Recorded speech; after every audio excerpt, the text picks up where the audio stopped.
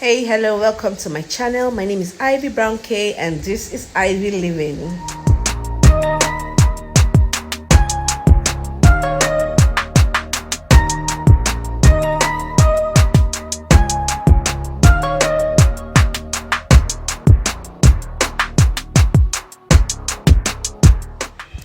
Hello guys, so in this video I'm going to be telling you guys how the process was for me and my two children having our IOM. Okay, so my husband did his IOM and his TLS appointments in Lagos. Please ignore that crying because I'm in a house with 5 children. It's really a lot, really. So just ignore the crying you're hearing in the background. Just in case you're hearing it, because I just have to shoot these videos now. If not, I won't get to them. Okay, so let's go on. So we had our IOM appointment in Abuja. Okay, yeah. I chose to go to Abuja because I don't have that stress for Lagos Wahala. I know that everything in Lagos is such a hassle and I was not ready for that. So I chose to go to Abuja. Now, first off, getting the appointment was a headache. Okay, I ended up booking our appointments up to 4 months in advance because I already knew that getting an appointment for my husband was a problem, so I didn't want to face those issues. And so I simply sent them a mail, and then after a little back and forth sending our passports and things like that, we got a date. Okay, so that's what we did. So you can also go that route in case you're looking for how to get an appointment online and it's not working, because it wasn't working when I tried to use it. Okay, the assist online booking appointments, whatever. Okay, so what happened was eventually we got a date, and so yeah, so it was our time was said 8:30 to 9:30. Okay, now on that very day we woke up, we're in a hotel, so getting up and everything. By the time we got to the place, it was about I think 9ish anyway, because yeah, I just really didn't want to even be bothered to wake up too early and go there, and then I'm turned back or told to wait. But with the IOM in Abuja, what they actually do is they don't even wait for appointment time. So if you could go early, it will serve you. When you go, there's a queue, you get on the queue, and then they'll give you numbers and things like that. So yes, that's what happened. They don't actually stick to the time and say, okay, when is your appointment, or nothing like that. All right, so yeah.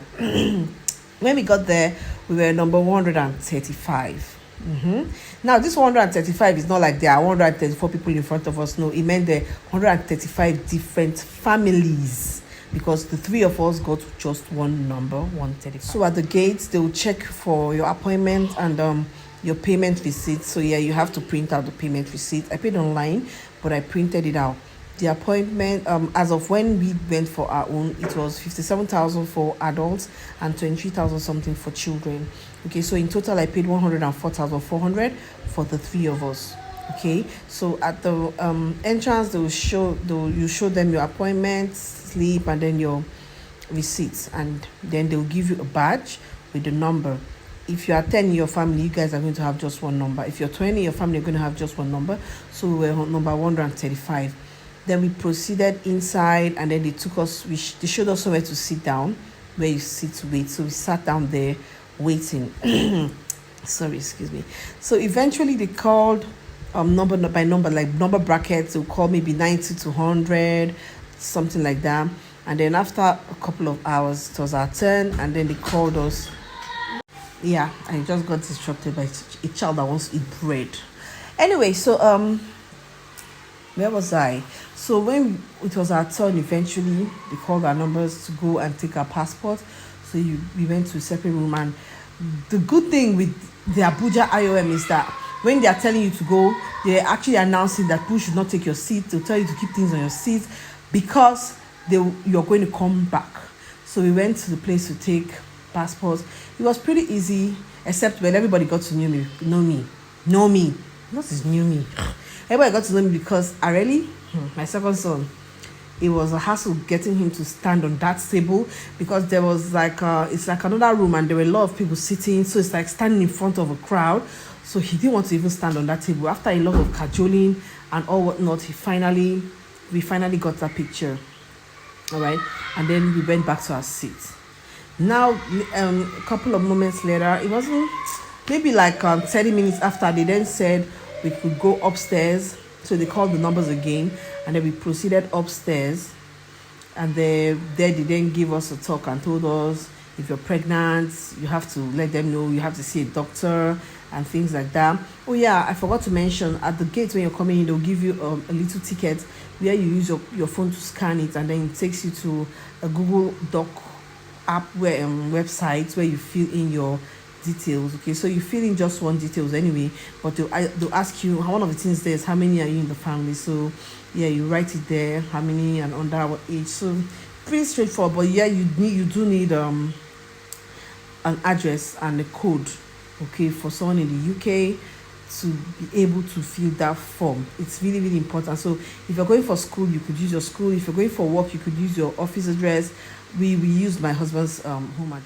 We used his home address because he was already in the UK, so that was pretty straightforward. And then for a while after the briefing, then they told us that when you go into the first place you're going, it's like the data collection where they'll verify your data, and then they'll look at your passport, verify the number. That's, you have to be very careful so that they don't make any mistake, because whatever they put there is what's going to show up in their system, and that's what's going to show up in your tuberculosis test. Okay, so if it's wrong on that certificate, then you have to start the process all over again, and they are not going to maybe make any concessions, because so they actually made that very clear. Okay, so when eventually my son started screaming like a banshee, and so one lady came and hurried us in, and so we actually jumped the queue because of my son once again. So we went in, I went in, and then I verified everything, and then we came out. Then the doctor saw the two boys. They just checked the glands, and then checked their ribs and things like that. She even gave them candy. Yeah, so that was really nice. And then we went back downstairs for mine, because adults have to do the x-ray. Children don't do the x-ray, but adults do the x-ray. So when we went down, finally I saw I went to do the x-ray. It was pretty straightforward. They'll tell you what to do. After the x-ray, then you go to wait for your certificates. And the good thing was the certificates were actually coming out, well, I would say maybe 2 hours-ish. And when the certificates came out, my own was available, my second son was available. One moment. Yeah, so the wait. Sorry about that. There was war between Ukraine and Russia going on. I had to go and separate fights. Anyway, so where was I? Okay, so the wait time was not a lot in the first place, but when my own came out, my second son's own came up, my first son's own was not there, and that was where I made a mistake, because I was immediately supposed to just go and meet them and say I'm waiting for my son's own. Okay, but I didn't. Instead I was just waiting and waiting, and then when I saw that my number had passed and they were like getting to 200 or something, I knew that there was a problem. So I walked up to the man and I explained, and so he asked for the consent form. There's a form where you fill to just tell you the risk and all that. So he asked for the consent form, and then I gave it to him, and so they had to go and print it out. So actually they had skipped it for somewhere, whatever mistake or error. So they printed it out, and voila, we were done. We had 3 tuberculosis certificates. And I must confess, my tuberculosis certificate picture is so ugly. I want this thing, okay, because they don't want you having any hair pouring over your face when they're taking the passport, and also when you're going for the x-ray, if you're wearing hair that is long and fluid, they'll tell you to pack it up and everything. So I just skipped it and just wore this. Oh my god, it's so ugly. Anyway, so yeah, that was it. It was pretty easy, and we were done. Even with the extra weight, we were done by 3-ish. So yeah, and we moved out. We went outside, gave them their badge and things, and that was it. IOM Abuja was really nice. It was nice because there were places to sit. It was nice because you could see food in the they were selling food and snacks. So I didn't even go with water for my children.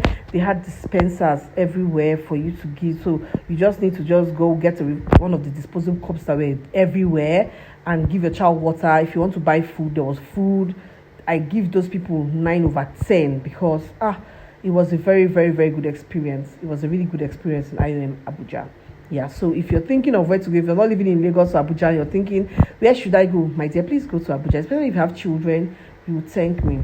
You really will thank me. So yeah, that's the end of this one. I'm going to be talking about the TLS interview next, TLS biometrics appointment next. So yeah, ciao. If you're not subscribed to my channel, please subscribe before I choke. Subscribe. I'm about to choke here. I'm giving you guys gist. Okay, please subscribe to my channel. Thank you. So you're going to follow me on this new part of our lives. Okay, ciao.